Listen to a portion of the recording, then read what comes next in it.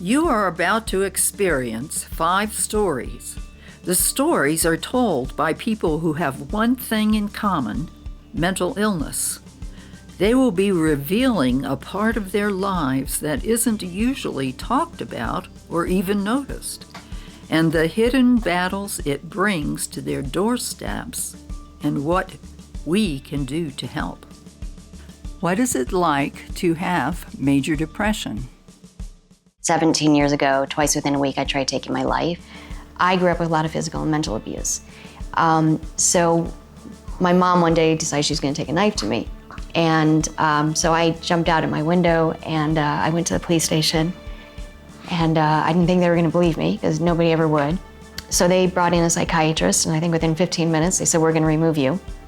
So they put me in this Christian home, and 3 of the brothers tried to molest me. And the father was crazy drunk, and so I left and I went to Florida, and I was on the streets. I was living under a viaduct. I got emancipated. I don't know. I mean, I just did whatever I could. I remember my brother said to me one day, he said, "You know, Jen, you got the worst abuse out of all of us, and you turned out the best." I said, "Oh yeah, bro, did you ever try taking your life?" He goes, "Oh, I'd never do that." I'm like, "Guess what? A week ago, your sister just got out from trying to do it twice." But again, it shows I'm the strong one, and I was dying inside. What is it like to have bipolar disorder? I was first suicidal when I was 12. I had become convinced that I would either kill myself or run away by the time I was 16. Half the time, I just felt like I needed to go do and be and save the world and, use all of the intelligence that I had and the drive that I had to do something bigger. Or I just, was super apathetic, down, just thought I wasn't good enough, just a failure. Going into college, ended up having my first psychotic break, where I thought I was the angel Gabriel sent down, because my name is Angel, so I thought I was the angel Gabriel sent down from heaven to cure hatred. And for me, it's very distinct, like every 90 days I either hit a high or I hit a low. What is a psychotic break? It is when a person's illness interferes with their ability to tell what is real and what is not real, because one or more of their 5 senses, taste, touch, smell, hearing, or vision, are distorted. I was first diagnosed with bipolar when I was 13. Dad died when I was 8 years old, and things were rough before then because we traveled a lot. He was in the military, and then after that, things got a lot worse. My first suicide attempt was 5 years old. I took my mom's pills. I didn't think I belonged here. The tendency of me not thinking I belonged here was I felt my mom and dad, I was not pleasing them. I was not doing the right thing like my brothers were. I was not to par with them. I could not play ball. I could not read. I could not do several things like my brothers. I thought I was a dysfunctional child. I thought I was not a good kid for them. So I just wanted help. My depression, my anxiety, and the bipolarism, manic, is what hit me next. It was suicide, then manic, and then my depression. It kept going down the line. When you're in the thick of it, it's like a hailstorm having a mental illness. And when things calm down, you have to look around and see what resources are available, make a mad dash, and start building a shelter. And then you don't stop. I struggled dating, I struggled with relationships, and it was around the age of 20 where I started to cope with my depression through bulimia. And so that's really an eating disorder that is considered a mental illness. So at about 22, I was in my master's program out at Arizona State University, and I had passed out during one of my classes. And I had a student take me to the emergency room. And when I came to, I realized that I had passed out because I was so malnourished from the eating disorder. And it was really at that moment where I realized I could have lost my life throughout this process. And I need to take control over what's going on. I need to find the appropriate treatment and get well. What is stigma? It's when people in a society believe that a certain group have imperfections that cause us to see them as different from ourselves. Stigma and access are the two main reasons people don't get help. We all think of mental illness as a weakness, as a character flaw, and it's not. It's a chemical imbalance, it's a disease, just like cancer, diabetes, heart disease. How does stigma affect their lives? Stigma. It can prevent someone from getting or keeping a job, having friends, support from family members, belonging to a church, acquiring insurance, or even mental health treatment. In other words, access to things that allow a person to have a good life.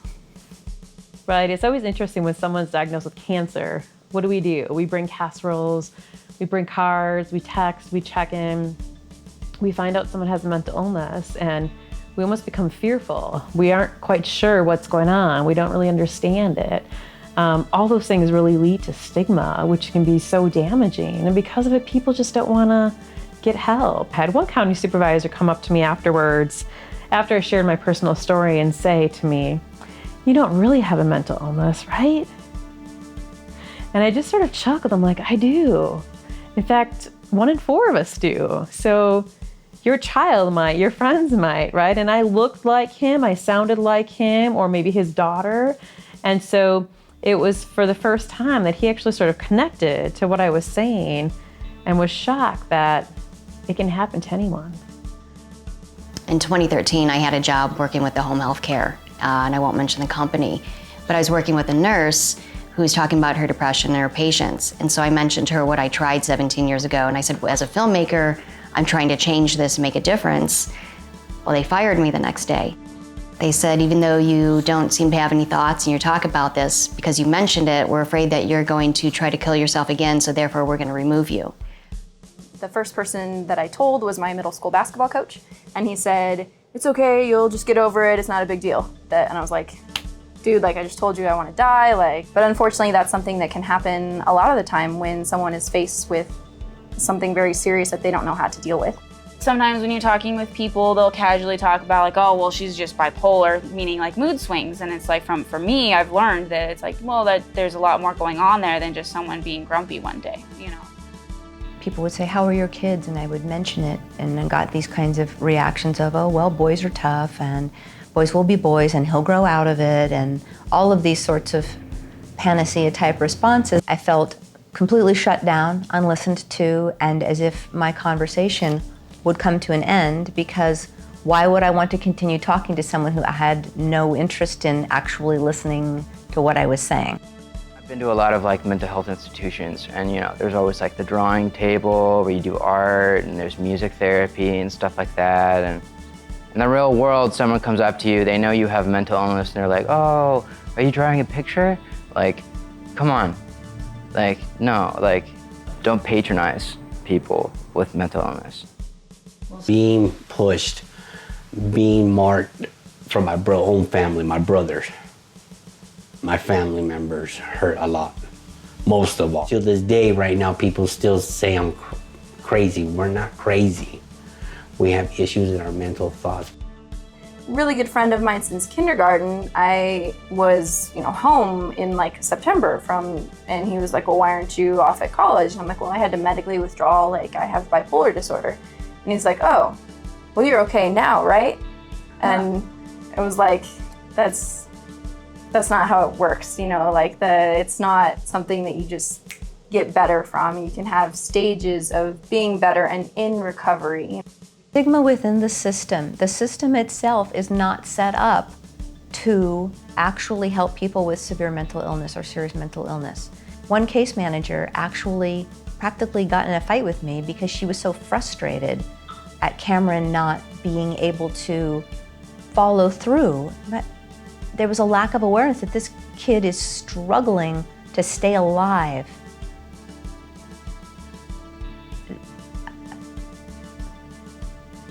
It's very frustrating. And I was a very present and proactive mom. I don't know what happens to other people who do not have someone in their corner to fight hard. I don't know how they make it.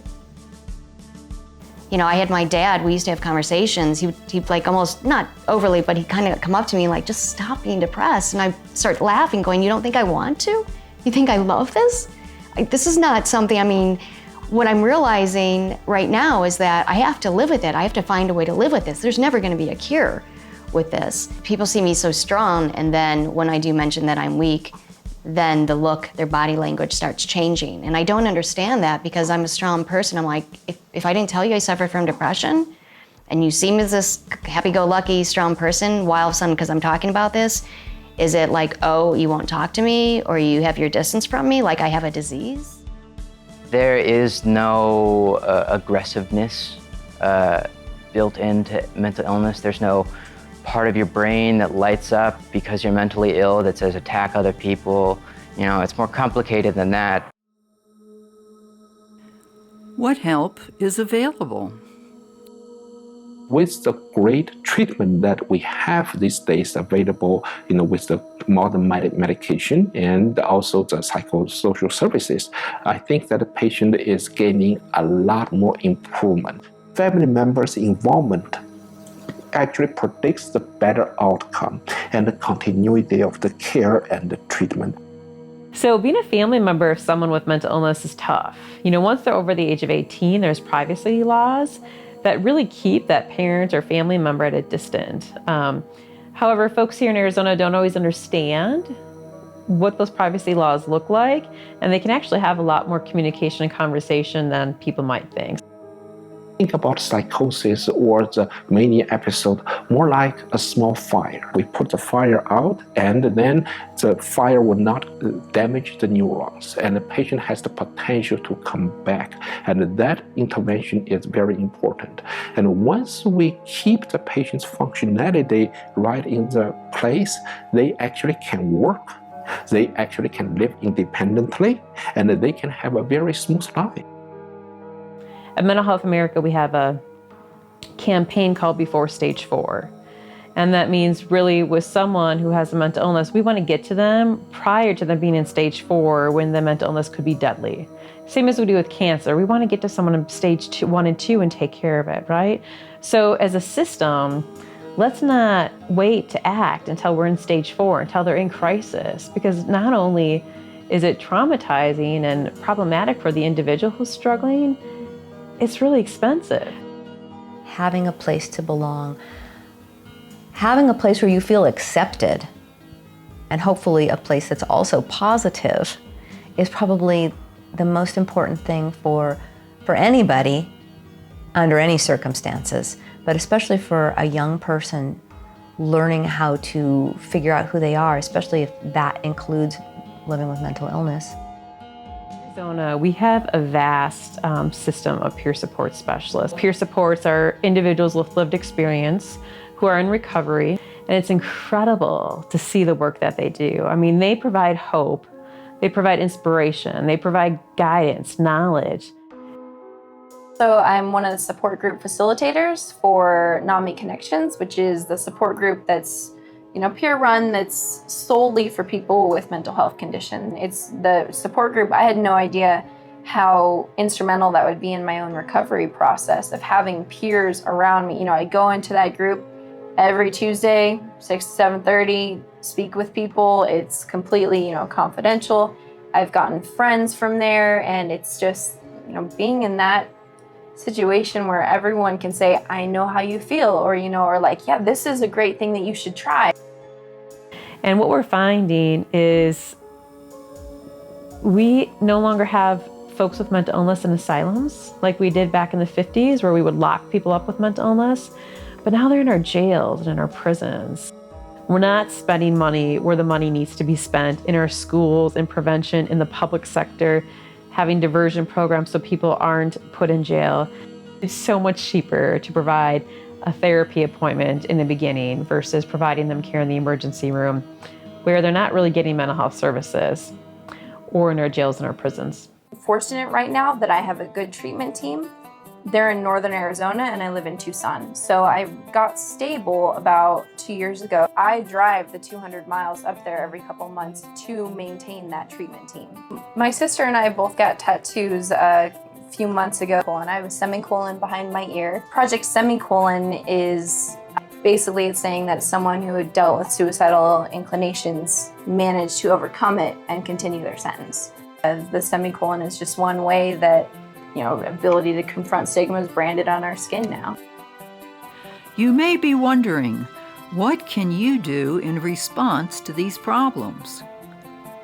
We all have the power as individuals to change the impact of stigma for those with mental illness with our own thoughts and actions toward them.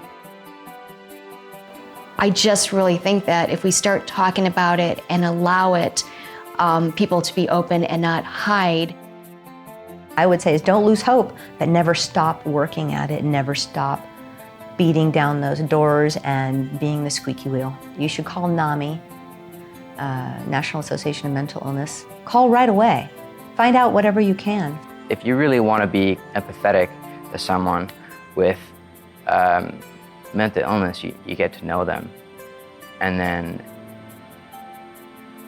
you treat them as a person with no mental illness. Be compassionate, and be prudent about how you talk to somebody.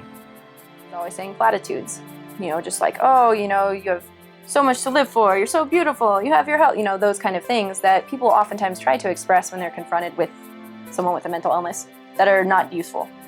So I mean, there are a lot of people, they try to be supportive, but a lot of times you don't have to offer a solution, you just have to listen.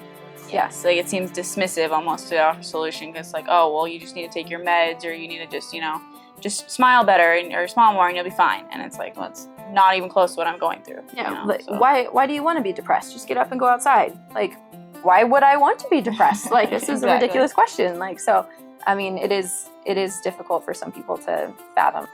Sad, but by calling my friends, and a lot of times they're going to say, have you eaten today? Have you slept? Because those are two major factors that can bring on depression that a lot of people don't understand.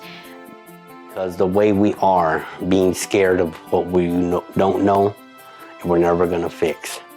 People are scared what they don't know. Education is the best thing to have with it. I'm fighting the battle. Come join me.